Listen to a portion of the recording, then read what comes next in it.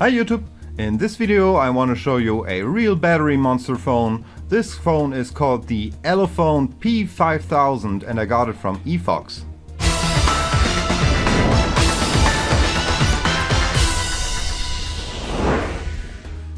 It comes in two boxes, one larger box like this one with an Elephone logo on it and one smaller box that has the actual phone in it.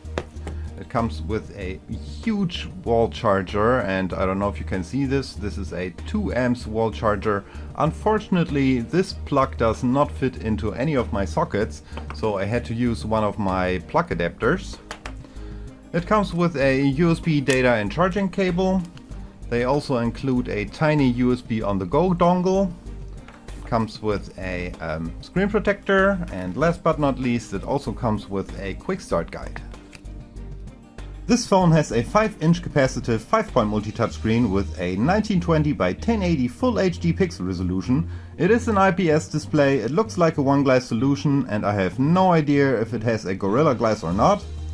It has the MT6592 Octa-Core CPU inside, which is clocked at 1.7 GHz. It has 2 GB of RAM, 16 GB of internal memory, and it also supports TF cards. It runs on Android 4.4.2 KitKat. It is a Quadband, it is totally unlocked, and of course it also supports 3G/UMTS. It has a Wi-Fi, Bluetooth, GPS, a GPS, a G sensor, a proximity sensor, a light sensor, a magnetic field sensor, and it also has a notification LED. It supports USB on the go, it supports firmware updates over the air, and it can also be used as a power bank charging, so you can charge the different phones with this device if you like to. It supports NFC, it has off-screen gestures, and it also has a fingerprint scanner. It has two cameras, one main camera with a 16 megapixel output, autofocus and LED flash, and it's a f2.2, and one front-facing camera with an 8 megapixel output, and it's a f2.4. And of course this phone is a dual SIM, dual standby phone. It weighs about 204 grams and it is about 10.66 millimeters thick. Let's take a closer look at the device. You have your front-facing camera right here, your proximity and light sensor right there, and blinking away is the notification LED, and it supports red, green and blue. The home button is a physical home button and it also functions as the fingerprint scanner. The back and menu buttons are soft touch buttons and they light up nicely.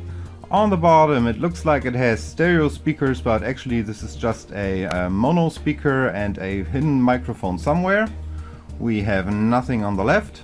On the top we have a 3.5mm headphone jack and the USB port. On the right side we can find a volume rocker and the power button. The back cover has a matte finish, so it won't attract many fingerprints. We can also find the main camera and the LED flash right there and an Elephone logo right there. And if I can get this open for you, I can show you the inside. On the inside we can find two SIM cards, and they are regular size SIM cards. We have the TF card slot, and this is your huge battery, which is supposed to have 5350 milliamps. Like always, I installed additional apps and games for demonstration purposes. If you haven't done so already, please subscribe to my channel. If you have any questions or comments, please leave them in the comment sections below. If you like this video, please give it a thumbs up, and if you'd like to see more, please stay tuned. The stock launcher is very snappy and very fast and smooth, and it's also very smooth when I scroll slowly, and I have a good reason why I'm mentioning this. The stock firmware is very clean, it has absolutely no Chinese bloatware on it, so that's good news. But let's start by going into the settings. Let's go into about the phone. Right here we can see that it's running on Android 4.4.2 KitKat. And also right here we can find the wireless updates, and I can assure you that this is working because I already got one firmware update over the air right after I got the phone out of the package. Next up we have some gesture recognition, which are the off-screen gestures. So for example, you can double tap to wake the screen, or you can draw different symbols to start different apps. Let's just give it a quick try right here. Let's do a double tap and it wakes up the screen. And we can also draw a C, for example, to start the camera. So this is working well. Let's go back into the settings. Next up we have the fingerprint scanner right here. Now you can define different fingerprints. I have one set up already. Let's just give it a try. Let's do a fingerprint unlock. So let's lock the screen and let's see how it's working. It's scanning and it recognized my fingerprint right away. Now I have the feeling that they improved the accuracy of these fingerprint scanners, but there's one thing I'm missing. On older Elephone phones, they also had a feature to lock different apps with the fingerprint. Now this I cannot find on this firmware. Let's check out the language and inputs. Let's check out the languages. Let me just scroll through them so you can check out if your native language is supported on this firmware or not. Here we go. Those are all the supported languages. Back into the settings. What do we have next? We can check out the battery. Now it has a CPU power saving mode, which might be very interesting. I don't know. Let's check out the storage. And the good news is that the entire memory can be used for installing apps and games. So this memory is not split up into partitions. And what else do we have here? Let's go into more. Right here you can enable or disable NFC. And let's go into mobile networks. Let's go into 3G service. And right here you can select which kind of mode you want. If you want 2G or 3G auto or 3G only. And we can also freely choose which one of the SIM cards is supposed to be the data SIM card, which is good news. I think that should pretty much cover all the settings. Let me just do a very quick phone call.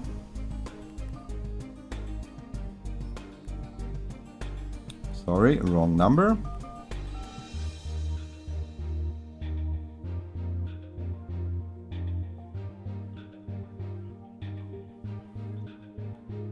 Check out the proximity sensor, it's working, and let's check out the speaker. Infos und Buchungen über den Menüpunkt 8. Hauptmenü. Bitte wählen Sie eine der folgenden Möglichkeiten. I think the call sound quality is very good, nothing to complain about. Let me go into the engineer mode for you. Let's do the MTK engineer mode. Let's go into band mode and sim1 to check out the frequencies. Now here you can see that it's a quad band, and those are the supported 3G frequencies, so make sure to check with your provider if your frequencies are supported. And there's one more thing I want to show you in the engineer mode. Let's go into hardware testing and touchscreen, and let's do some handwriting. Now I'm doing this for a very good reason. That's because the P6000 had some problems with the touchscreen, and I hope you can see this, but on this display there is definitely not the touchscreen bug that the P6000 had. So much for the MTK engineer mode. Next up, let's try some Google apps. Of course, we have the Play Store pre-installed and it's working like a charm. We can also check out, oh, I'm sorry, I didn't want to do that. We can also check out YouTube. For that I need to turn down the volume. YouTube is loading. We can scroll right here. Let's just play a random video. We can change the position of the screen, and of course we can also watch in full screen. And YouTube is running very smoothly, looking good, great viewing angles. So YouTube is working just fine. I would also like to show you Google Maps, but here's a little problem. Google Maps crashes. Now wait for it, and here we go. Google Maps crashes. I have no idea why that is. Must be a firmware bug, or maybe Google Maps is not fully compatible. I really don't know. Next up, let's check out Antutu. Now it scores close to 32,000 points, which is normal for this SoC. Here we have some info. Let's see what we have here. We have the MTK6592 and the Mali 450 MP. We have a full HD pixel resolution. The rear camera is supposed to be a 16 megapixel camera, but I have my doubts. I think it's probably an 8 megapixel camera or whatever.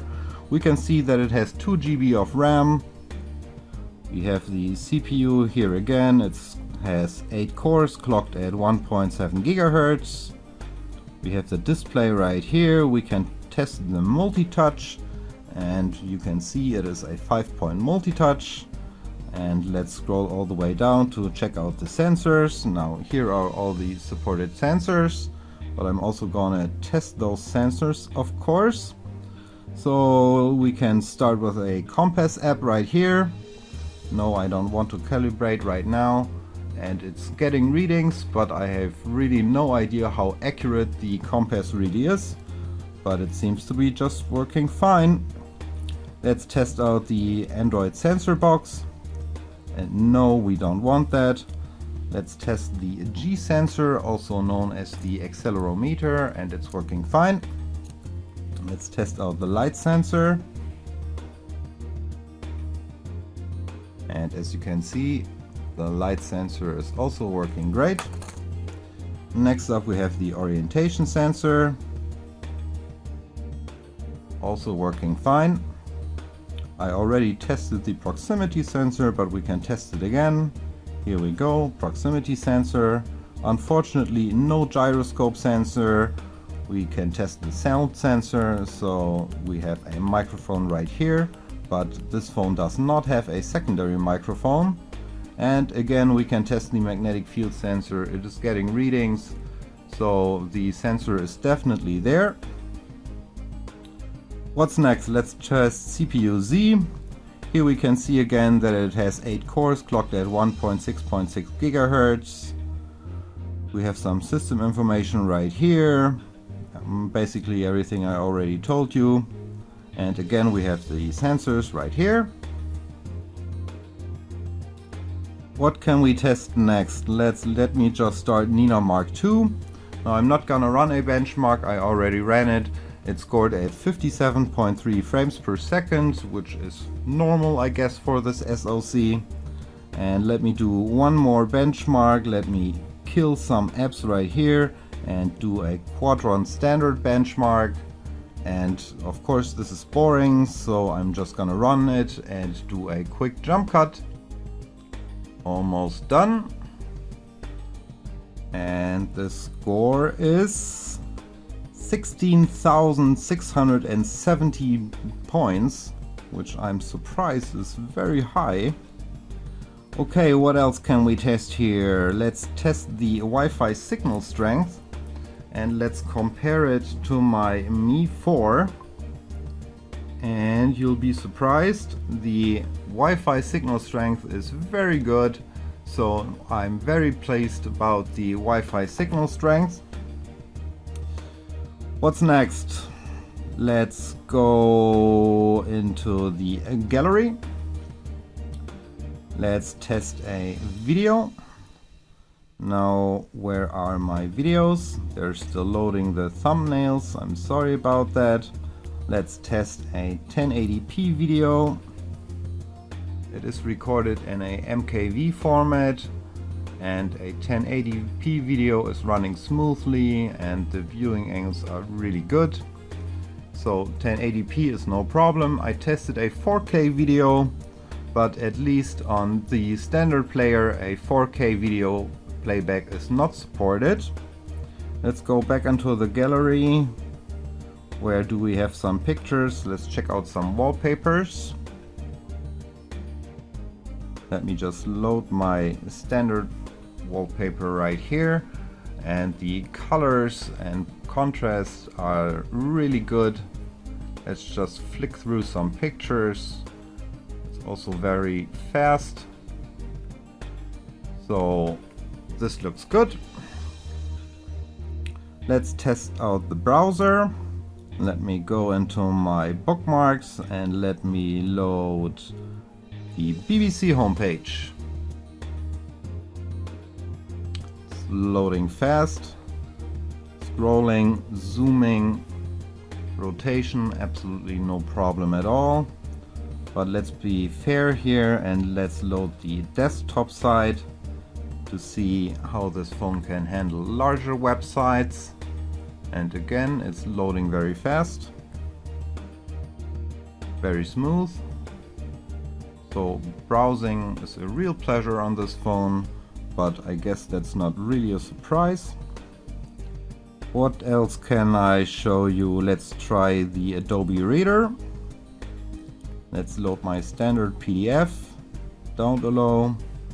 It's loading fast and it's also scrolling very fast. Zooming, again, no problem. Rotation speed is good. Next up, what can I show you? Let's test the camera real fast. Let me just try to take a random picture. Let me turn off the flash. Let's check out the picture. Now the details are very good. I really like the camera of this phone. Of course, we can also test NFC. There you have it. It says hello YouTube, so it's reading NFC text just fine. And we can also test the power bank charging feature. Now let me just hook up my USB on the go and let me hook up my Mi 4.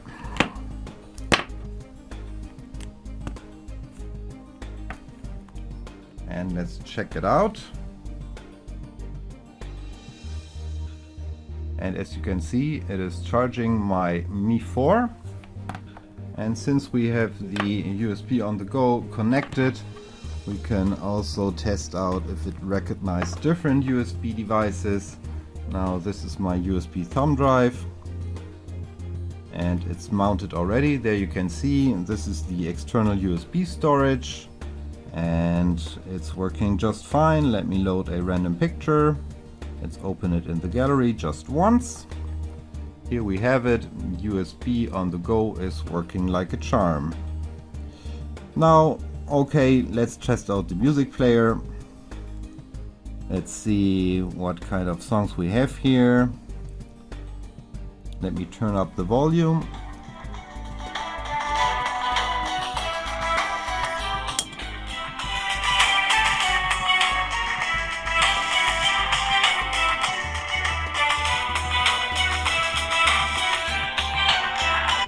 Now it is loud, but I really don't get too excited about it. Anything else I can show you right here? I guess this pretty much covers it. Now let me tell you what I'm thinking about this phone. Some thoughts about this device. The build quality is good. It feels really solid, but what I don't like is when they paint plastic to look like metal. I'm just not a big fan of that. The display is very good. I mean, a full HD pixel resolution on a 5-inch display looks very nice. Also the colors, brightness, contrast and viewing angles are nothing to complain about. I really like the display a lot. The good old MT6592 performs very well, but we have to be honest here, this is definitely not the latest generations of the MediaTek SoCs. The Wi-Fi is very strong. I was pleasantly surprised about that. The GPS reception I would rate as good. Now I have to be honest here, a couple of months ago I probably would have said that the GPS reception is very good, but nowadays some other MediaTek SoCs also support GLONASS. This one doesn't, so I have to dial back my rating a little bit and just rate it as good. The GSM 3G reception and also the call sound quality I would rate as good. Nothing special, at least with my service provider and in my area, I really cannot complain about it. The speakers are loud, but they're nothing to get too excited about.